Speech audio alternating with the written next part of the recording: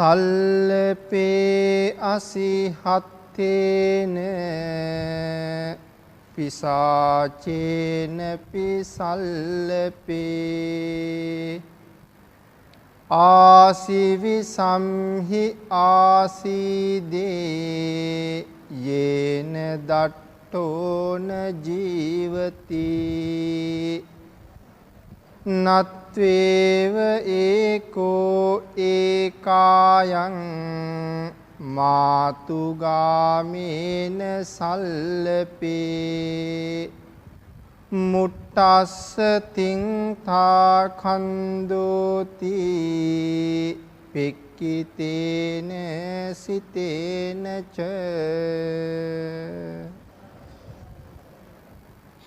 අතිපූජනීය මහා සංඝරත්නයන් අවසරයි, ධර්ම ශ්‍රාවක කාරුණික ගුණගරුක බෞද්ධ පින්නතුනි, මේ අවස්ථාවේ මේ පින්නතුන් විශාල පිරිසක් මේ රූපවාහිනී නාලිකාව හරහා ලෞතර තථාගතයන් වහන්සේ 45 වසක් මුළුල්ලේ ලෝක සත්වයා කෙරෙහි අනන්ත අප්‍රමාණ දයාවෙන් කරුණාවෙන් යුක්තව දේශනා කර වදාරන්නට යෙදුන 84000ක් තරම් වූ මහා ධර්මස්කන්ධයෙන් බොහෝම පුංචි කොටසක් ශ්‍රවණය කරන්නට සැදී පැහැදී සූදානම් වෙන මොහොත.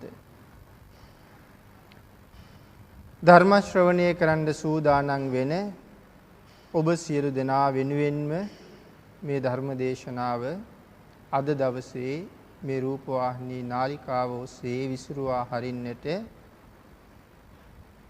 බැතිබර දායකත්වය සපයන දායක පින්නතුන් අද දවසේ මේ කාමාවචර ලෝකයේ සිද්ධ කරගන්නට තියෙන උදාරතම පින්කම,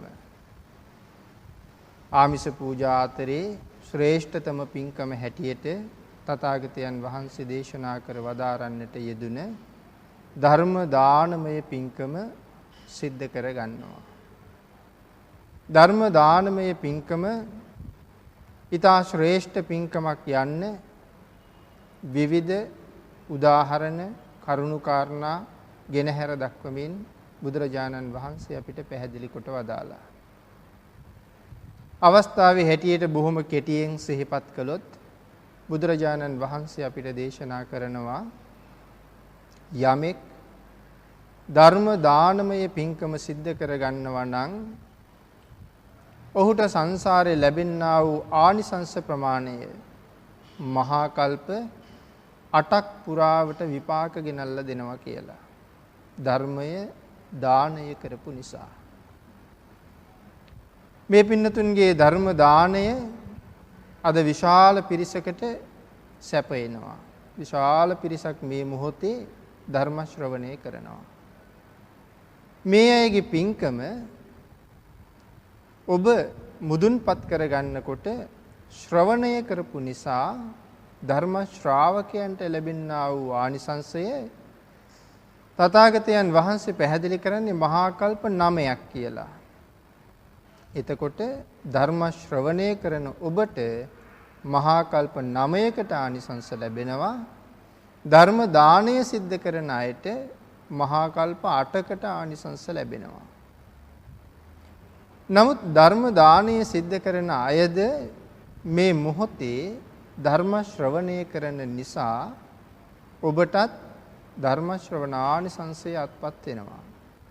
එතකොට දානය නිසා මහා කල්ප 8යි, ශ්‍රවණය නිසා මහා කල්ප 9යි, ඔබට මහා කල්ප 17කට ආනිසංස ලබන්න පුළුවන් අති උදාරතර වූ පින්කමක් තමයි අද මේ මොහොතේ සිද්ධ කරගන්නේ. එහෙනම් අපි හැමෝම කල්පනා කරමු මේ ශ්‍රේෂ්ඨ පින්කම සිද්ධ කරලා අපි බලාපොරොත්තු වෙනවා මේන් අත්පත් කරගන්නා වූ උදාර කුසල ස්කන්ධයන් නිදන ප්‍රාප්තියටපත් වුණ අපේ ඥාතිවරුන්ට ගුරු දෙමව්පියාදීන්ට අපවත් වී වදාළ නායක ස්වාමින් වහන්සේලාට අනුමෝදන් කරවන්නේ. සුජීවත්ව වාසය කරන ස්වාමින් වහන්සේලාට සහ ගුරු දෙමව්පියාදීන්ට රත්නත්‍රී ආශිර්වාදය ප්‍රාර්ථනා කරන්නේ. නිධන ප්‍රාප්ත අය පින් බලාපොරොත්තු වෙනවා නම් සාංශාරික කුසල් අවශ්‍යතාවයේ මුදුන්පත් කරගනු ලබත්වා. සුජීවත්ව වාසය කරන සියලු දෙනාටම ධර්ම දානානිසංසය වගේම රත්නත්‍රී ආශිර්වාදය ලැබේවා. නිදුක් නිරෝගී භාවයේ චිරජීවනයේ අත්පත් වේවා. මේ පින්කමේ බලයෙන් ශක්තියෙන් ගෞතම බුද්ධ ශාසනය තුලදීම චතුරාර්ය සත්‍ය ධර්මයේ අවබෝධ කරගෙන නිවන් පසක් කරගන්නට මේ පුණ්‍ය ස්කන්ධයන් අපට සසරට පාරමී ධර්මයන් වේවා කියලා කල්පනා කරමු. පින්තුනි, අද ධර්ම දේශනාවේ මාතෘකාව මම මුලින් සිහිපත් කරන්නට යෙදුණා. මේ මාතෘකාව ත්‍රිපිටකයේ අංගුත්තර නිකායේ පංචක නිපාතේ මාතු පුතු සූත්‍රයේ හැටියට තමයි සඳහන් වෙන්නේ.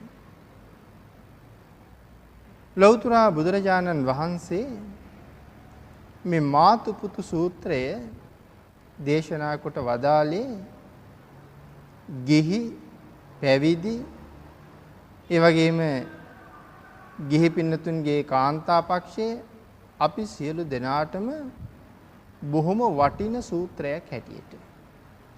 ඊටාම වටින සූත්‍ර දේශනාවක්.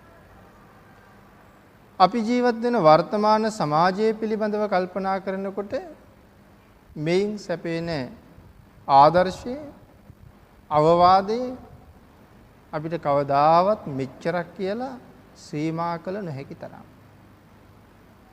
කෙටියෙන්ම සිහිපත් කළොත් මේ සූත්‍රයේ පුරාවට බුදුරජාණන් වහන්සේ පැහැදිලි කරන්නේ කාන්තා පාර්ශවයේ පිළිබඳවයි.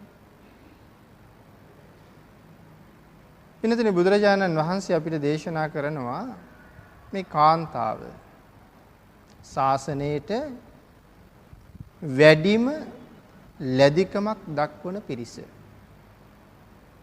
අදත් එහෙමයි, බුද්ධ කාලෙත් එහෙමයි, අනාගතයටත් එහෙමයි.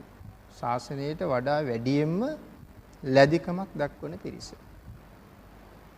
මේ අයගේ ලැබිකම තිබුණේ නැතිනම් ශාසනය පවත්වාගෙන යාමටත් ඒක මහලොකු අපහසුතාවයක් බවට පත් වෙනවා. ඒ තරමටම කාන්තාවෝ ශාසනයට බොහොම සමීපයි. බුදුරජාණන් වහන්සේ අපිට පැහැදිලි කරනවා ඒ නිසා කවරදාකවත් මේ අය ප්‍රතික්ෂේප කරන්නට පුළුවන්කමකුත් නැහැ. නමුත් මේ අය ආශ්‍රය කරන්න ගිහිල්ලා භික්ෂූන් වහන්සේලා තමන්ගේ ශාසන බ්‍රහ්මචර්යාව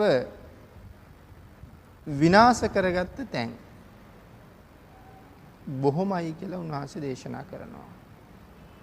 සාමාන්‍ය භික්ෂූන් වහන්සේලා නෙවෙයි, සාමාන්‍ය ගිහි පෘතජන පිරිමි අය නෙවෙයි, ධාන ප්‍රාතිහාර්යයන් ලබාගත්ත අය පවා ඇතැම් වෙලාවට තමන්ගේ ශක්තියින් විනාශ කරගත්තා මේ හේතුව නිසා.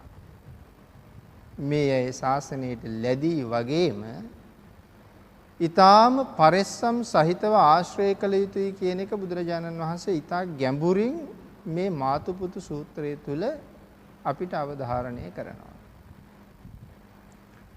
බුදුරජාණන් වහන්සේ පිරිනිවන් පාණ්ඩ ආසන්න කාලේ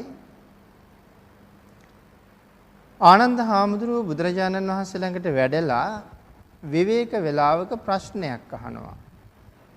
ස්වාමීනි, ඔබ වහන්සේ නැති දවසක අපි මේ කාන්තාවන් කෙරෙහි කෙසේ පිළිපදිමුද? බුදුරජාණන් වහන්සේ මොකද්ද දෙන්න ඇති උත්තරය? උන්වහන්සේ දීපු උත්තරය තමයි ඒක හෙලා මානන්ද අනාලාපු. ඒ වගේම අදස්සනම් ආනන්ද ඔබලාට හොඳයි කාන්තාවන් නොදැක ඉන්නට පුළුවන් නම්. අදස්සනං ආනන්ද. නොදක ඉන්න පුළුවන් නම් බොහොම හොඳයි. ස්වාමීනි දැක්කොත් අනාලාපෝ ආනන්ද. ආනන්ද කතාවට බහට යන්න එපා. ස්වාමීනි ඒ අය අපිත් එක්ක කතාවට ආවොත් අපි මොනවා කරමුද? ආනන්ද සතින් උපට්ඨපේතබ්බං. ආනන්ද බොහොම හොඳට සිහිය පිහිටවාගෙන කතා කරන්න. කොහොමද කතා කරන්න කියලා දේශනා කරන්නේ? ඒත තුම්හේ භික්කවේ මාතු විත්තීසු මාතු විත්තං. තමන්ට වඩා වැඩිමල් කෙනෙක් කතාවට ආවොත් සතිය පිහිටවන්නලු මම කතා කරන්නේ මගේ අම්මත් එක්ක කියලා. තමන්ගේ සම වයසේ තරුණ වයසේ කෙනෙක් කතාවට ආවොත් එහෙම වුණොත් සතිය පිහිටවා ගන්නලු මම කතා කරන්නේ මගේ සහෝදරියත් එක්ක කියලා.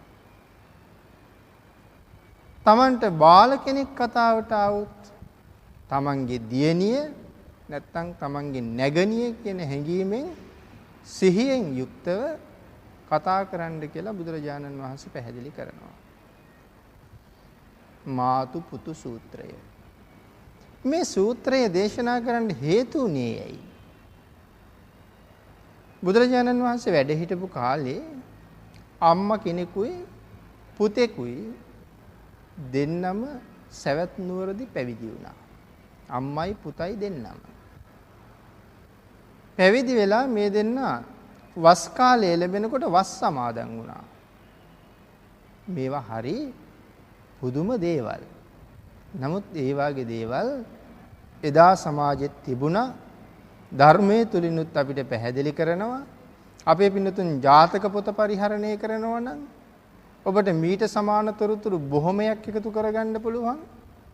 වර්තමාන සමාජෙත් සමහරලාට අපි බොහෝ දෙනා නොදැන සමහර තැන්වල දැන මේ වගේ දේවල් තියෙනවා. ඒ නිසා පුදුමයටපත් වෙන්න තරම් දෙයක්වත් නෙවෙයි.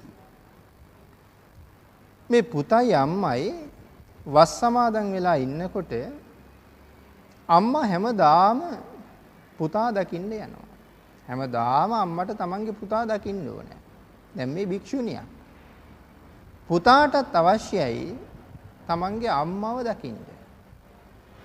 ඉතින් මේ දෙන්නට දෙන්න දැකීම තුළ අන්‍යෝන්‍ය විශ්වාසය බොහෝම ඉහළින් ගොඩ නැගුණා.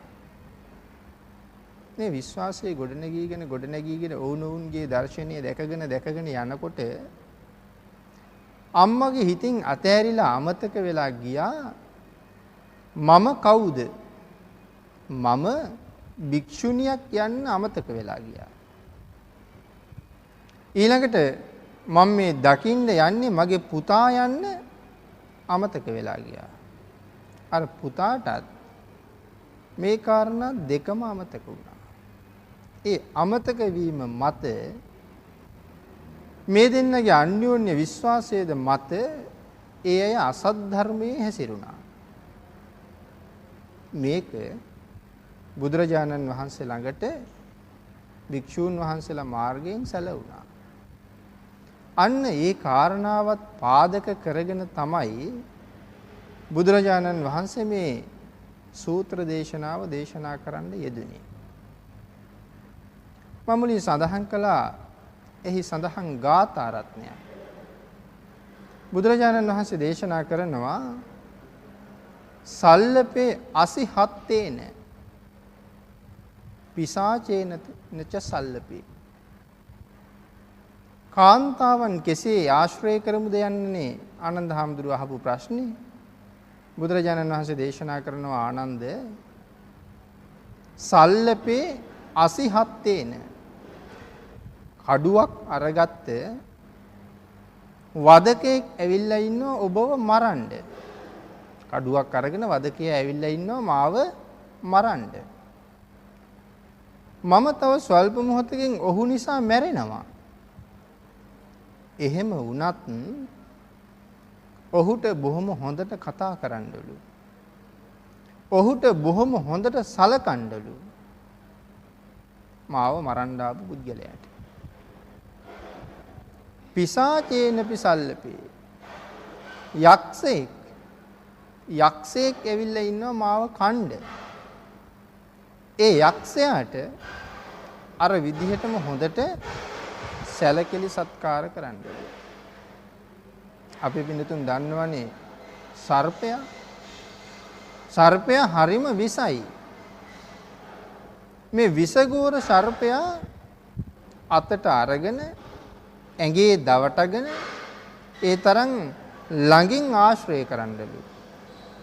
ඔහු දෂ්ට කළොත් මම මැරෙනවා.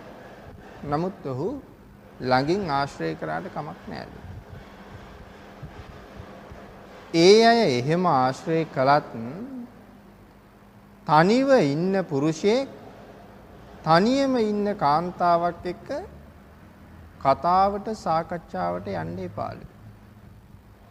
ඒක අර යක්ෂයාට වඩා අර වදකයාට වඩා අර සර්පයාට වඩා හරි භයානක වැඩක් වෙනවලු. එහෙම සාකච්ඡාවට යන එක.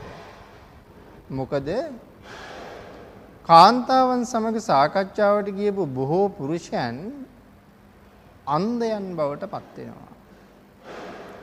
අන්ධ වෙච්ච පුද්ගලයාව කතාවෙන් සහ සිනහවෙන් තමන්ගේ වසඟයට ගන්න ඇයට හොඳ හැකියාවක් තියෙනවලු. අන්න ඒ නිසායි තනියම ඉන්න ඇයත් එක්ක සාකච්ඡාවට යන්න එපා කියලා බුදුරජාණන් වහන්සේ දේශනා කරන්නේ. ඒක ඒ තරමට භයානකයි. නාහම් භික්කවේ ඒක රූපම්පි සමනුපස්සාමි. මේ සූත්‍රයේ දේශනා කරනවා මහණ මම මේ ලෝකේ කිසිම තැනක දකින්නේ නැහැ පුරුෂයාගේ හිත ගත්ත පුරුෂයා দমনය කරගත්ත පුරුෂයා බැඳගත්ත පුරුෂයාගේ දැස උදුරාගත්ත ඒ මත පුරුෂයා එරුණ බැඳුන ඇලුන ගැලුන වෙනත් රූපයක් ස්ත්‍රී රූපේ තරම් පුරුෂයන් මේ විදිහට අල්ලගන්න හැකියාවක් තියෙන වෙන කිසිම රූපයක් මම මේ ලෝකේ දැකලා නැහැ. මේක තමයි තියෙන එකම රූපය. නමුත් මෙහි ඇලිච්ච, මෙහි බැඳිච්ච, එහි ගැටිච්ච හැම පුරුෂයෙක්ම අනාගතයේදී සොවින් පෙලෙන්නන් දුකට පත්වන්නන් කියලා බුදුරජාණන් වහන්සේ දේශනා කරනවා. ඒ වගේම ස්ත්‍රී ශබ්දය, ස්ත්‍රී ගන්ධය, ස්ත්‍රී ස්පර්ශය, ස්ත්‍රී ආශ්‍රය මේ ආදී කාරණා මේ ලෝකේ පුරුෂයාගේ හිතගත් පළවෙනිම කාරණාවයි කියලා උන්වහන්සේ දේශනා කරනවා. ඊළඟ කොටසේදී උන්වහන්සේ පැහැදිලි කරනවා ස්ත්‍රියට හිටගෙන හිටියත් පුරුෂයෙකුගේ හිත ගන්න පුළුවන්ලු. ඉඳගෙන හිටියත් පුරුෂයාගේ හිත ගන්න පුළුවන්ලු. කතා කළත් පුරුෂයාගේ හිත ගන්න පුළුවන්ලු. සිනහ වුණත් පුළුවන්ලු. ගායනා කළත් පුළුවන්ලු. නිදාගෙන හිටියත් පුළුවන්ලු. හඬා වැළපුණත් පුළුවන්ලු. මේ ඕනෑම ක්‍රමයක් පාවිච්චි කරලා ඇයට පුරුෂයාව අල්ලගන්න පුළුවන්ලු. ආනන්ද ඒ නිසා මම ස්ත්‍රිය හඳුන්වනවා මාරයාගේ තොණ්ඩුව කියලා. ස්ත්‍රිය හඳුන්වනවා බුදුරජාණන් වහන්සේ මාරයාගේ තොණ්ඩුව කියලා ඇයව හඳුන්වනවලු. මේ තමයි මාතු පුතු සූත්‍රය. දැන් මේ කාරණා ටික ඔක්කොම මෙහෙම පැහැදිලි කරමින් තමයි බුදුරජාණන් වහන්සේ අපිට දේශනා කරන්නේ ඇය ශාසනයට හරීම ලැබී. ඒගේ උදව් උපකාර නැතිව අපිට මේ ශාසනික ප්‍රතිපදාව පවත්වන්නත් හරි අමාරුයි. නමුත් ඇය සමග බැඳෙන එක දීර්ඝකාලීන දුකකට වේදනාවකට හේතු වෙනවලු. මොකද පංචමේ භික්ඛවේ අන්ධකරණං අඤ්ඤාකරණං පඤ්ඤා නිරෝධියං බුදුරජාණන් වහන්සේ දේශනා කරනවා. ඇය නිසා මේ ලෝකෙ මිනිස්සු අන්ධ වෙනවලු. කාමය නිසා මිනිස්සු අන්ධ වෙනවලු. ඥානය නැතුව යනවලු. කොයිතරම් බුද්ධිමත් ඥානවන්ත පුද්ගලයෙක් වුණත් ඔහුගේ ඥානවත් භාවය බුද්ධිමත් භාවය ඒ නිසා හොසි වෙලා යනවලු. පස්සේ කල්පනා කරනවා මොකද්ද මේ උනේ කියලා. පඤ්ඤා නිරෝධියං ප්‍රඥාව යටපත් වෙලා යනවලු. ඒ බැඳීම නිසා. එතකොට ඒවා වර්තමාන සමාජයට කොයිතරම් සත්‍යද කියලා අපි හැමදාම සමාජය තුළින් අහනවා දකිනවා. කෙසේ වෙතත් මේ බැඳීම ආත්මයක් පාසා සසර ගමනේ උපදින වාරයක් පාසා දුකක් ගෙනල්ලා දෙනවා මිසක් කිසිම තැනක අපිට සැප සුගතිය ස්වර්ගය නිවන හොයලා දෙන්න හේතු වෙන්නේ නෑලු. ඒ නිසා බුදුරජාණන් වහන්සේ දේශනා කරනවා හැම වෙලාවෙම බ්‍රහ්මචර්යාව හරි ශ්‍රේෂ්ඨයි. බ්‍රහ්මචර්යාව හරි ශ්‍රේෂ්ඨයි.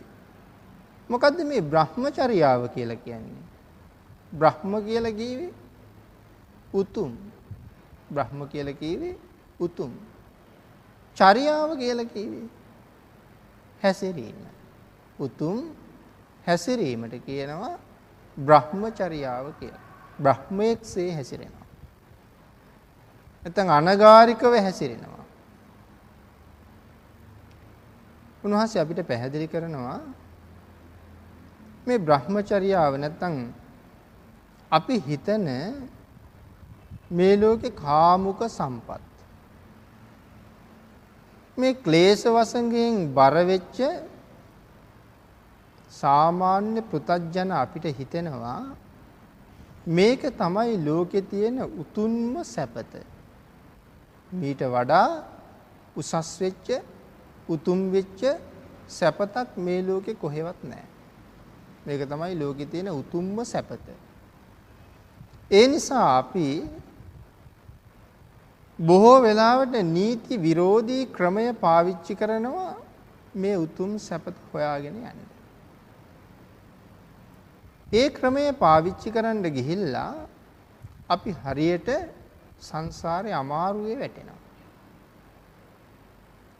කාන්තාව පිළිබඳව සඳහන් කරනකොට කාන්තාවන් 20 දෙනෙක් පිළිබඳව ධර්මයේ උගන්වනවා. අපි කාන්තාව 8ක් පිළිබඳව කල්පනා කරලා බැලුවොත් බුදුරජාණන් වහන්සේ දේශනා කරනවා මේ ලෝකේ ඉන්න කාන්තාව මාතුරක්කිතා. මෙතන ඉන්නවා අම්මා විසින් රකින්න අය. මේ ඉන්න අම්මලා ඔක්කොම ඔබේ දුවලා රකින්න අය. තමන්ගේ දුව ආරක්ෂා කරනවා හැම අම්මා කෙනෙක්ම. අම්මා නැත්තම් පිතුරක්කිතා. තාත්තා විසින් ආරක්ෂා කරනවා. අම්මයි තාත්තයි දෙන්නම ඉන්නවා නම් මාතු පිතුරක්කිතා. දැන් 3 දෙනයි මාතුරක්කිතා පිතුරක්කිතා මාතු පිතුරක්කිතා. අම්මයි තාත්තයි දෙන්නම නැත්තම් වැඩිමහල් සහෝදරයා විසින් තමන්ගේ සහෝදරියන් රකින්නවා. ඒකට කියනවා භගිනි රක්කිතා, බාතු රක්කිතා. වැඩිමහල් සහෝදරයෙක් නැතිනම් වැඩිමහල් සහෝදරිය තමන්ගේ සහෝදරියන් ටික රකින්නවා. ඒ අයට කියනවා භගිනි රක්කිතා. එහෙම කවුරුවකුත් නැත්තම් ඥාතීන් විසින් රකින්නවා ඒ අය ඥාති රක්කිතා. ධර්මයේ විසින් රකින්න අයත් ඉන්නවා ඒ අය ධම්ම රක්කිතා. ස්වාමියෙක් විසින් රකින්න කාන්තාවක් ඉන්නවා ඒ අය සස්වාමිකා. දැන් මං කියවනේ උතුම්ම සැපත හොයන්න අපි මේ ලෝකේ වැරදි ක්‍රම හරියට පාවිච්චි කරනවා කියලා. දැන් අපේ පින්නතුන් අහලා තියෙනවා මේ ලෝකේ තියෙන දරුණු අකුසල් මොනවද කියලා. අපි දන්නේ පළවෙනි එක තමයි ආනන්තරීය පාප කර්මය. දෙවෙනි එක ආර්ය අපවාදය. ගුණවත් අයට දොස් කියන එක. තුන්වෙනි කාරණාව කාමයෙහි වරදවා හැසිරීම.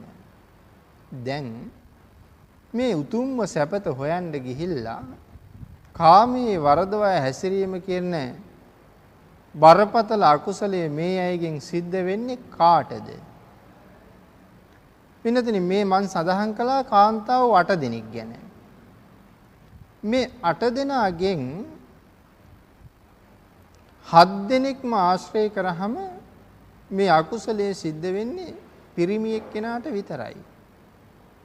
අකුසලයේ සිද්ධ වෙන්නේ පිරිමි එක්කෙනාට විතරයි.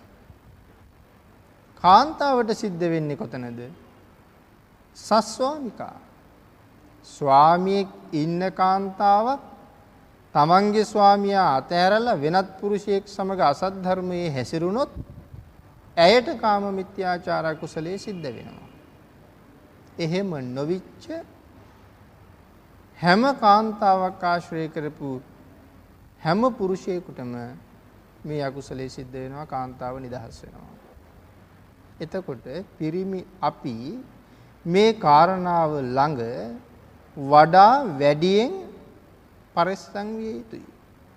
ඒ නිසාමනේ බුදුරජාණන් වහන්සේ මේ වාගේ කරුණු අපිට ගෙන හැර දැක්වුවේ. ඇයට ප්‍රශ්නයක් නැහැ. ප්‍රශ්නයක් තියෙන්නේ අපිට.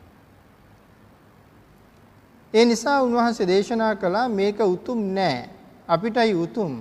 බුද්ධ ආදී උත්තමයන් වහන්සේලා මේක නීච, නින්දිත, තුච්ච ක්‍රියාවක් හැටියට තමයි උන්වහන්සේලා හඳුන්වන්නේ. ඒ නිසා බුදුරජාණන් වහන්සේ දේශනා කරනවා හැකිනම් හැම කෙනෙක්ම බ්‍රහ්මචර්යාවේ හැසිරෙන්න. අනගාരികව ජීවත් වෙන්න. බැරි නම් අපිට බැරි නම් මොකද කරන්නේ? අපි දැන් උතුම් කියා යනවනේ. බැරි නම් එකකට පමණක් සීමා වෙන්න. හැබැයි ඒකත් නීත්‍යානුකූල වෙන්න ඕනේ. නීත්‍යානුකූල වෙනවා කියලා කියන්නේ මගේ වෙන්න ඕනේ. මට අයිති කරගන්න ඕනේ. ඒ කියන්නේ දෙමාපියන් විසින් මට පවරලා දීලා තියෙන්න ඕනේ. විවාහය කියන තැනදී අපි ඒකනේ කරන්නේ. දෙමාපියන් විසින් පවරලා දෙනවා. ඇය ආශ්‍රය කරන එක විතරමයි මට මේ ලෝකේ අයිති තියෙන්නේ. එහෙම වුණොත් අර මිත්‍යාචාරයට යන්නේ නැහැ. ඊළඟට බුදුරජාණන් වහන්සේ දේශනා කරනවා මේ බ්‍රහ්මචර්යාව රැකගන්න බැරි නම් මේක කොටස් දෙකකට බෙදුවා. එක තමයි බ්‍රහ්මචර්යාව, කෝමාර බ්‍රහ්මචර්යාව. හැම කෙනෙකුගේම ජීවිතවල කෝමාර බ්‍රහ්මචර්යාව නම් රැකිය යුතුයමයි. හැම කෙනෙකුගේම ජීවිතවල කෝමාර බ්‍රහ්මචර්යාව රැකිය යුතුයමයි. මොකද්ද මේ කෝමාර බ්‍රහ්මචර්යාව කියලා කියන්නේ? කෝමාර බ්‍රහ්මචර්යාව කියලා හඳුන්වන්නේ විවාහයටපත් වෙන්න පෙර නැත්නම් ඊට සුදුසු වයස සම්පූර්ණ කරන්නට පෙර යමෙක් තමන්ගේ ජීවිතය විනාශ කරගන්නව නම් කාම මිත්‍යාචාරයේ නිසා ඒ අය කෝමාර බ්‍රහ්මචර්යාව බිඳගත් අය. නමුත් මේ සුදුසු වයස එනකන් ඉවසිය යුතුයමයි. ත්‍රිපිටකයේ ඇතැම් සූත්‍රවල සඳහන් කරනවා ඇතැම් බ්‍රාහ්මණයෝ විවාහ වෙන්න අවුරුදු 48 ඉක්මවා යනකන් හිටියා. අවුරුදු 48 ඉක්මවා යනකන් හිටියා කියලා.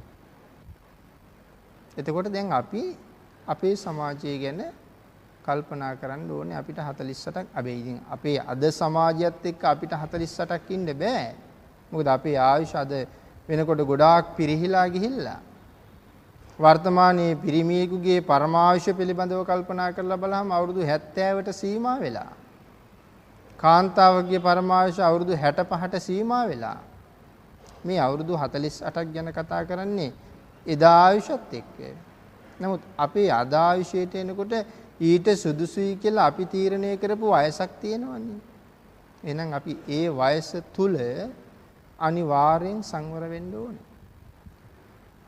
යමෙක් අකාලේ කෝමාර බ්‍රහ්මචර්යාව බිඳගත්තා නම් ඒ ඇයිට ඒකෙන් හම්බ වෙන විපාක මොනවද? මෙලවදී ලැබෙන විපාක කීපයකුත් තියෙනවා. අනිත් එක තමයි ඒ අය බොහොම හොඳට හඳුනන්න පුළුවන්. මෙලව ලැබෙන විපාක තමයි ඒ අයට හරි වයස්ගත පෙනුමක් එනවලු. අවුරුදු 18ක් විතර වයස නම් 28ක විතර පෙනුමක් එනවා.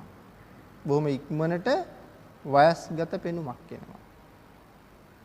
සාමාන්‍ය පුද්ගලයන්ට වඩා ඉක්මනින් ඇස්පෙනීම අඩු වෙලා යනවලු. බොහොම ලාබාල කාලේ බොහොම තරුණ වයසෙම ඇස්පෙනීම අඩු වෙලා යනවලු. කල්ගත වෙනකොට ශරීරයේ එක එක ලප හැදෙන්න පටන් ගන්නවලු. විවිධ ලප හැදෙන්න පටන් ගන්නවලු. ඒ අය තවත් කල් යනකොට සිහි මද අය බවට පත් වෙනවලු. හරි නිවැරදි කල්පනාවක් නැහැ. සිහි මද අය බවට පත් වෙනවා.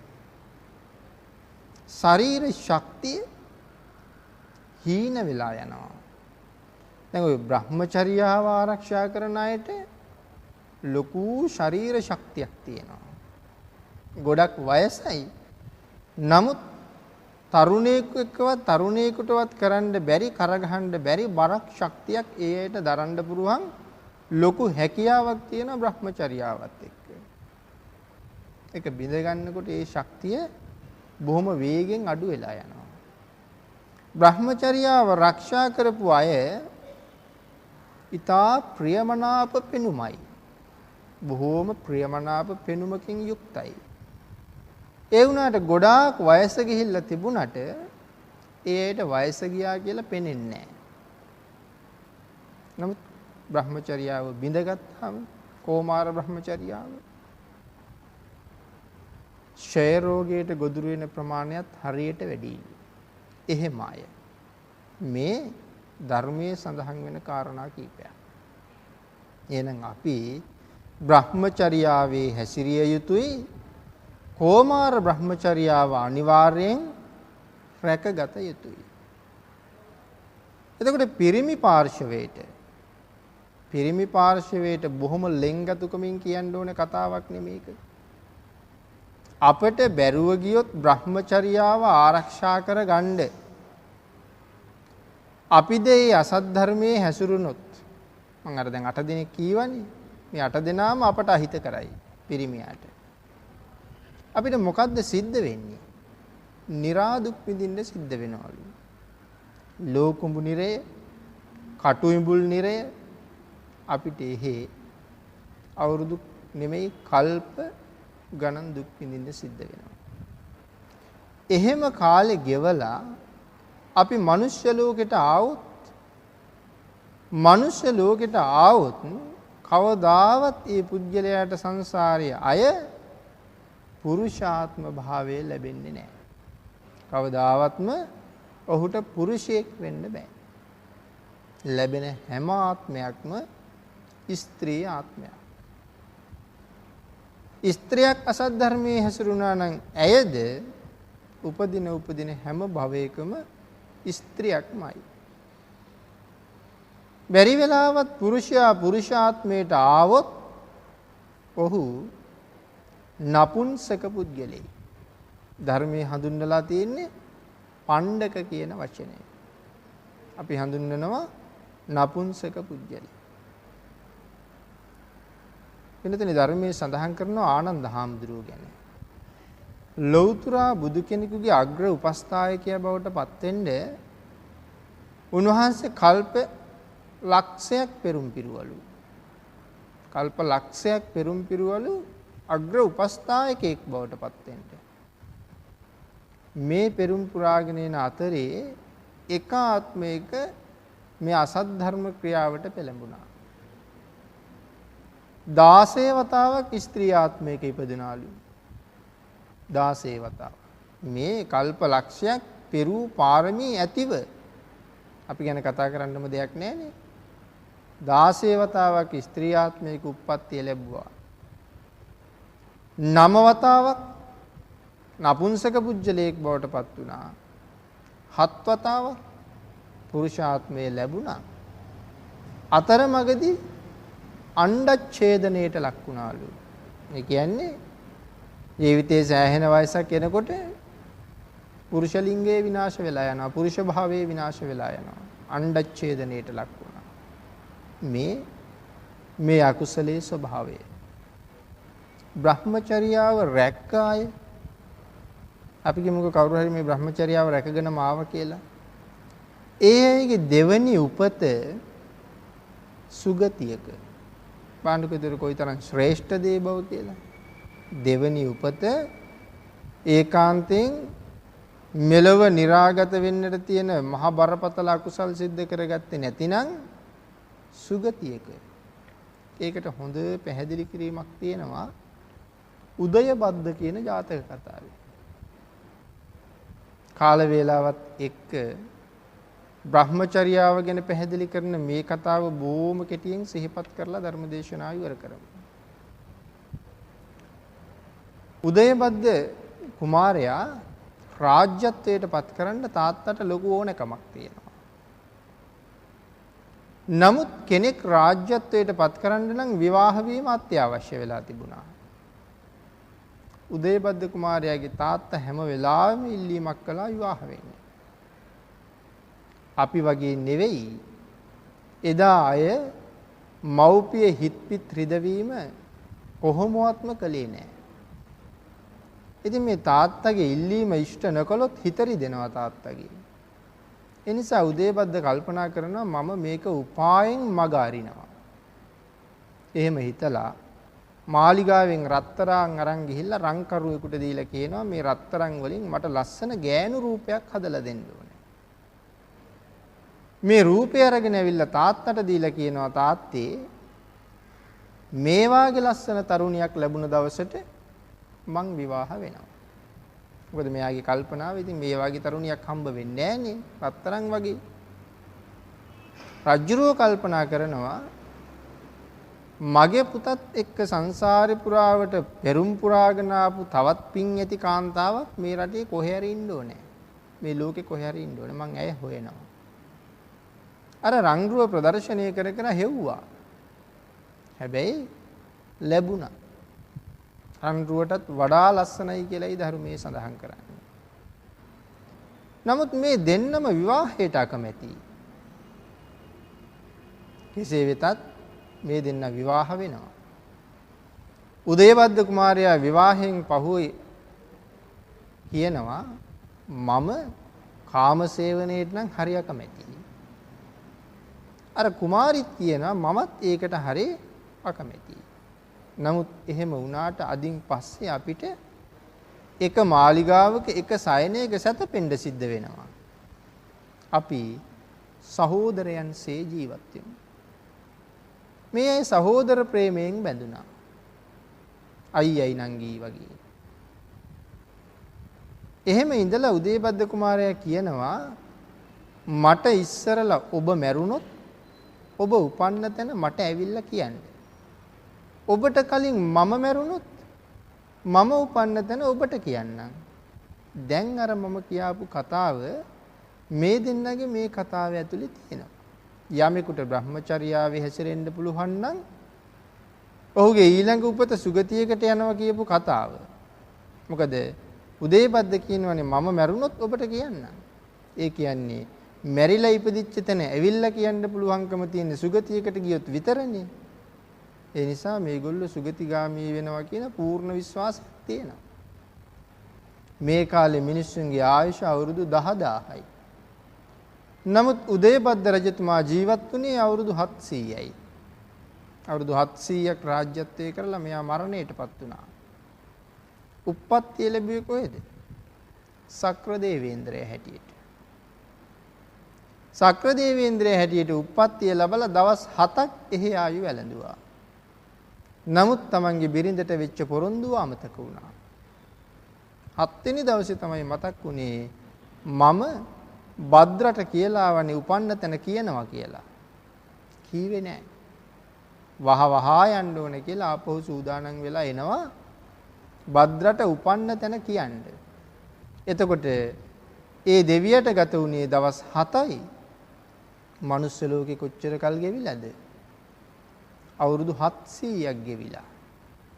ඒ කියන්නේ මනුස්ස ලෝකේ අවුරුදු 100ක් එහෙ එක දවසයි. කොහෙද මේ? සක්‍ර දේවේන්ද්‍රයාගේ දිව්‍ය ලෝකේ. තාවතින්සේ. අපේ අවුරුදු 100යි එහෙ එක දවසයි. දවස් 7ක් ගෙවුණා කියන්නේ අවුරුදු 700යි. අවුරුදු 700කට පස්සේ ඇවිල්ලා භද්‍රට කතා කරනවා. මහරෑ එන්නේ. ඇවිල්ලා භද්‍ර නිදාගෙන ඉන්න සිරියහනටම යනවා. ගිහිල්ලා බලහම තමන්ගේ බිරිඳ සිල් මෙනෙහි කර කර නිදි. සිල් මෙනෙහි කර කර බොහොම සැපට නිදි.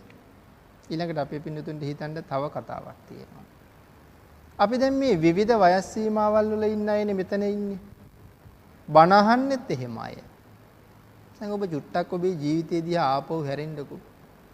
ආපහු හැරිලා කල්පනා කරන්නකෝ මගේ ජීවිතේ දැන් අවුරුදු 35යි 40යි 50යි මේ කාලේ තුල මම සැපට නිදාගත්ත එක දවසක්වත් තිබුණද කියලා.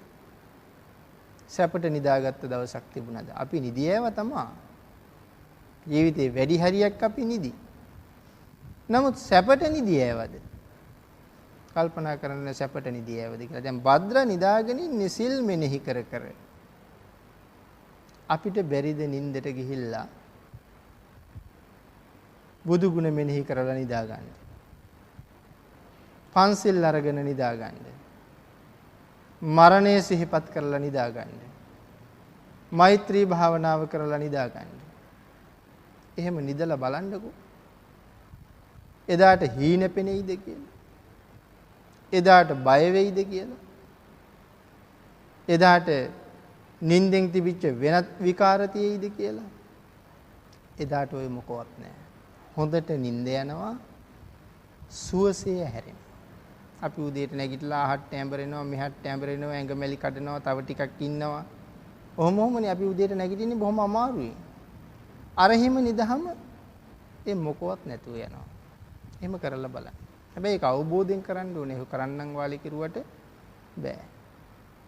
අපි නිදාගන්නේ සමහර වෙලාවට තරුණ පුතෙක් පෙම්වතිය ගැන සිහිපත් කරලා නිදනවා වෙන්න පුළුවන්. තරුණ දුවක් ඒ විදිහට වෙන්න පුළුවන්. බිරිඳක් අනියන් ස්වාමියෙක් ගැන හිතනවා වෙන්න පුළුවන්.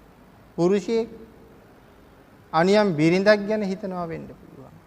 නැත්තම් තමන් සිද්ධ කළ විවිධ තමන් සතුටු වෙච්ච බොහෝ දේවල් ගැන හිතා නිදනවා වෙන්න පුළුවන්. අපේ නිින්ද එහෙමයි.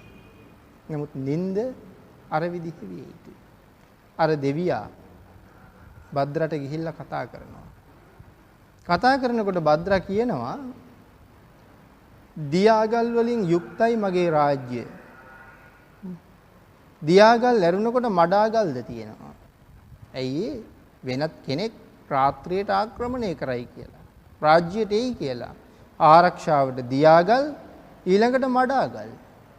ඊළඟට ආයුධ ගත්ත යෝධ බටයු. ඊළඟට නගරයට එනකොට වාසල් පවුරු වහලා තියෙනවා. තිරිසන් සතෙකුටවත් ඇතුල් වෙන්න බැරි මගේ රාජ්‍යයට මේ රාත්‍රියේ ඇතුල් වෙලා මගේ කාමරයටම බය නැතුව එන්න පුළුවන් වෙච්ච ඔබ කවුද? අර මිනිස්සයා කතා කරලා කියනවා මම එක්තරා දෙවියෙක්. අද මම ඔබේ සිරියහනටම ආවේ ඔබත් සමග සතුටු වෙන්න. දැන් අර රන් රූපේට වඩා ලස්සනයි කියලා විවාහ කරගත්ත කාන්තාවනේ. ඒ නිසා මේ දෙවියා මේ කාන්තාවගේ ලස්සන වර්ණනා කෙරුවා. මම ඒකට කාලය ගන්න නෑ වෙලාවත් එක්ක. ලස්සන වර්ණනා කරලා කියනවා අද රාත්‍රියේ මං සතුටු කළ යුතුයි. ඒ සඳහා මොනවද දෙන තෑග්ග? රත්තරන් පුරවපු රන්තලියක් තෑග්ගට දෙනවා. භද්‍ර කියනවා දෙවියෙක් වේවා, මිනිසෙක් වේවා, යක්ෂයෙක් වේවා මේ කවුරුවත් මම ආශ්‍රය කරන්නේ නැහැ. මම ප්‍රාර්ථනා කළේම හිතින් පවා මගේ ස්වාමියා උදේ රජතුමා පමණයි. ඒක කිව්වට පස්සේ දෙවියා යන්න ගියා. පහුවදා දෙවියා ආවා රිදී බඳුනක රංකාසි දාගෙන. භද්‍ර කල්පනා කළා මේ මිනිස්සයත් එක්ක අද කතා කළොත් මේ මිනිහා හෙටත් එනවා. දෙවියෙක්නේ. අරයා හිතාපු දේ දැනුණා පහු ගියා. හැබැයි දෙවියා තුන්වෙනි දවසෙත් එනවා. තුන්වෙනි දවසේ එන්නේ යකඩ වාජනයකට රංකාසි දාගෙන. ඒක දැක්කට පස්සේ අර කාන්තාවට hina ගියා. දෙවියා ඇහුවා ඇයි? භද්‍ර කියනවා ඔබ දෙවියෙක් නමුත් මහ මෝඩයෙක්. ඇයි මට මෝඩයා කියන්නේ? අර කාන්තාව කියනවා මේ ලෝකේ ස්ත්‍රීන් වසඟ කරගන්න එන පිරිමි. අද එක රංකාසියක් දීලා එක කරගන්න බැරි වුණොත් හෙට දෙකක් ගේනවා. දෙකකින් බැරි වුණොත් අනිත් දැනකට රංකාසි තුනක් ගේනවා.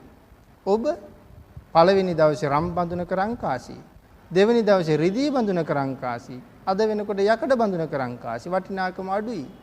දෙවියා කියනවා මම මෝඩෙක් නෙවෙයි. මම වටින දේවල් ගේන්න ඕනේ ඔබේ වටිනාකම වැඩි වෙනවා නම් විතරයි. මම පළවෙනි දවසේ එනකොට ඔබේ තිබිච්ච ලස්සන ඊයේ එනකොට අඩු වෙලා. ඊයේ තිබිච්ච ලස්සන අද වෙනකොට අඩු වෙලා ඔබ දැන් දවස් 3කින් නාකි. වයසයි. ලස්සන හීන වෙලා ගිහිල්ලා. ඉතින් ඔබේ වටිනාකම අඩු වෙවි යනකොට ඇයි මම මගේ වටිනාකම වැඩි කරන්නේ? ඔබේ වටිනාකම අඩු වෙන හැටියට මම මගේ වටිනාකමත් අඩු කළා. ඉතින් ওই කතාව තව හරි දිගයි උදේපද්ද ජාතකයේ. නමුත් ඒ සියල්ල විස්තර කරන්න අපිට කාලයක් ඉතුරු වෙන්නේ නැහැ.